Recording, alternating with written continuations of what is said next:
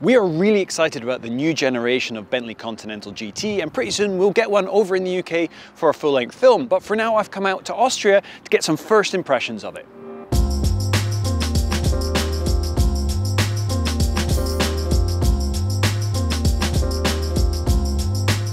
Design-wise, it's a bold step forward for the Continental GT. It's left behind quite a few of the very iconic features that made the Continental.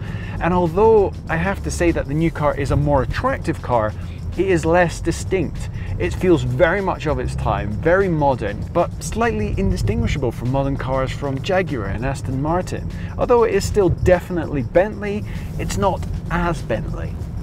The new Continental GT is 76 kilograms lighter than its predecessor and has a new version of the 6-litre twin-turbo W12 engine we've been seeing the GT with since it was launched in 2003. Now it's good for 626 brake horsepower, 44 more than the previous car, and 664 pounds-feet of torque. The engine itself is a chunk lighter, and by placing it further back behind the front axle, the car has far less bulk in front of the driver. One big change to this car is the gearbox. Previous generations of Bentley Continental GT have had the ZF 8-speed gearbox, which has been an incredibly reliable, robust gearbox for this type of car.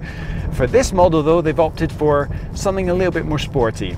Bentley have been working hand in hand with Porsche to develop a new Pdk gearbox that would suit both companies. And although there were some teething problems that delayed the new Continental GT from coming out, the final result was worth the wait. So this has the same Pdk gearbox you can find in a Porsche Panamera, and that is no bad thing. The Continental GT has always been my favourite GT car, and I've spent a huge amount of time with different iterations of the car over the years. It's always been one that's balanced the comfort of a car you're really happy to spend hours and hours in, and something that when you need it to has got that sporty edge to really have some fun. And this generation just seems to have extended the experience in both of those camps. When you want it to be, the car is sportier.